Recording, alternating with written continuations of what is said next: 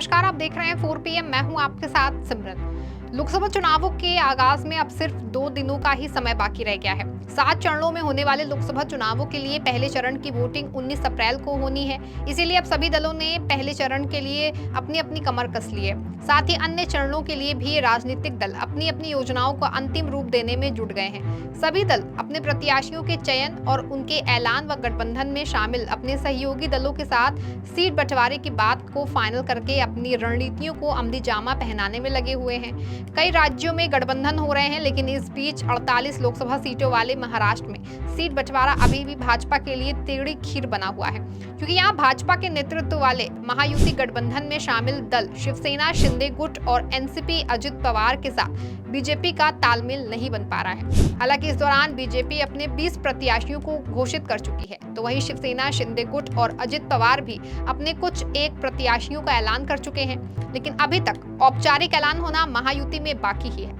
BJP के नेतृत्व वाले महायुति में सीटों को लेकर मचे विकट महाभारत का अंदाजा आप इससे लगा सकते हैं कि मुख्यमंत्री एकनाथ शिंदे अपनी पार्टी के उम्मीदवारों की पहली सूची में ना तो अपने बेटे डॉक्टर श्रीकांत शिंदे का नाम घोषित कर पाए और ना ही अपने गृह नगर थाने की सीट से अपना उम्मीदवार घोषित कर पाए हैं। जाहिर है कि शिवसेना में विभाजन से पहले ही ये दोनों सीटें परंपरागत रूप से शिवसेना की ही हैं, लेकिन शिवसेना टूटते ही बीजेपी ने इन दोनों में से एक सीट की डिमांड शुरू कर दी है। अब महाराष्ट्र के मुख्यमंत्री एकनाथ शिंदे को समझ नहीं आ रहा है कि वो किसे रखें और किसको छोड़ें। साथ ही कोई भी सीट छोड़ने पर पार्टी के अंदर नाराजगी और कलह भी सीएम एकनाथ शिंदे की मुश्किलें बढ़ा सकती है। ऐसी कई सीटें हैं जिस पर महायुति में महाभारत मचा हुआ है और सहयोगी दलों में सहमति नहीं बन पा रही है। इसमें शामिल है कल्याण डोंबिवली। दरअसल कल्याण डोंबिवली में श्रीकांत शिंदे को इस बार बीजेपी को भीतरघात का खतरा है। बीजेपी के नेता भले ही ऊपर श्रीकांत शिंदे के साथ होने का दावा कर रहे हैं, लेकिन भाजपा विधायक गणपत गायकवाड़ के पुलिस स्टेशन में फायरिंग प्रकरण के बाद बीजेपी कार्यकर्ताओं का बड़ा वर्ग अंदर ही अंदर श्रीकांत शिंदे के खिलाफ काम कर रहा है। यही डर खुद सीएम एकनाथ शिंदे और पूरी पार्टी को सता रहा है। इधर मनसे का रुख भी श्रीकांत शिंदे को लेकर अब तक बहुत सकारात्मक नहीं है।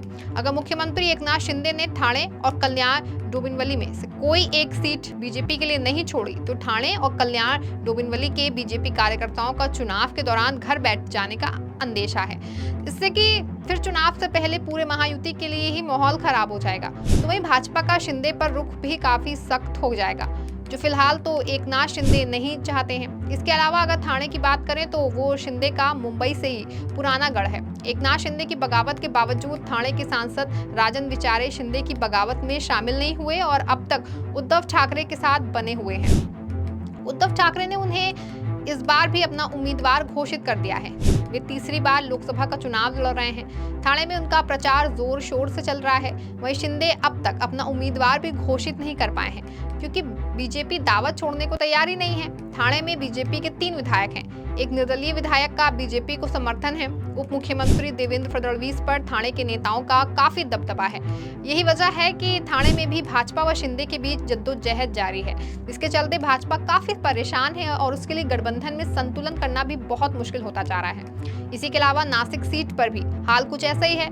यहाँ भी गठबंधन दुविधा में नजर आ रहा है।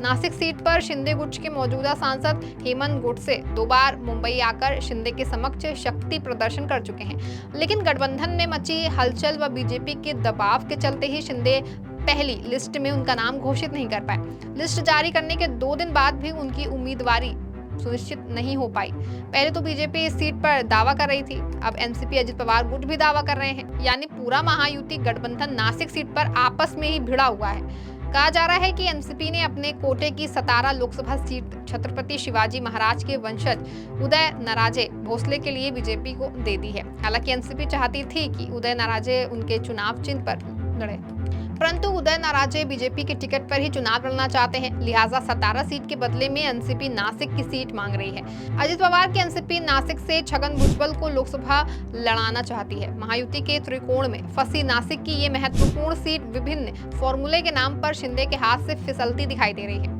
इसी तरह अमरावती सीट महायुति का अखाड़ा बन गई है। अमरावती में बीजेपी ने निर्दलीय सांसद नवनीत राणा को टिकट दिया है। इससे पहले नवनीत राणा का बकायदा बीजेपी में प्रवेश कराया गया, लेकिन नवनीत की उम्मीदवारी घोषित होते ही अमरावती में राजनीतिक विरोध का बवंडर उठ पड़ा है। मुख्यमंत्री के साथ गुजरात और गुवाहाटी तक जाने वाले प्रहार जनशक्ति पार्टी के नेता और निर्दलीय विधायक बच्चू कडू खुलकर के नवनीत राणा के खिलाफ सामने आ गए हैं। उन्होंने ऐलान किया है कि नवनीत राणा को हराने के लिए वे सब कुछ करेंगे। उन्होंने अपनी पार्टी से नवनीत के खिलाफ उम्मीदवार उतारने का ऐलान भी किया है।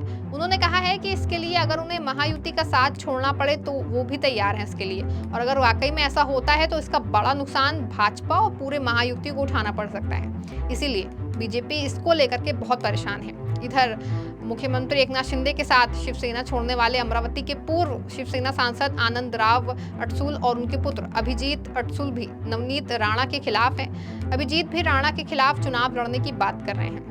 इधर केंद्रीय मंत्री रामदास आठवले भी काफी बेचैन नजर आ रहे हैं और लगातार मुलाकातें कर रहे हैं। इस बीच एक बार फिर आठवले ने उप मुख्यमंत्री देवेंद्र फडणवीस से मुलाकात की और सीट बंटवारे में उनकी पार्टी आरपीआई को नजरअंदाज किए जाने पर नाराजगी जताई।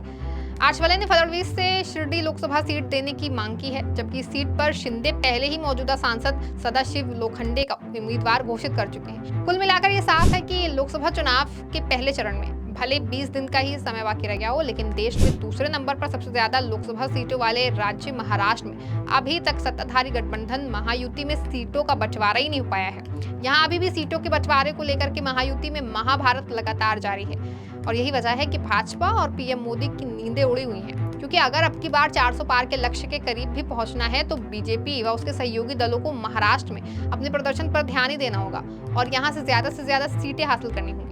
लेकिन वर्तमान हालातों को देखते हुए तो ये कह पाना बहुत मुश्किल लग रहा है। तभी बीजेपी के खेमे में हलचल मची हुई है और दिल की धड़कन भी बढ़ी हुई है। फिलहाल के लिए इस खबर में बस इतना ही। तब तक के लिए आप देखते रहें 4PM। धन्यवाद।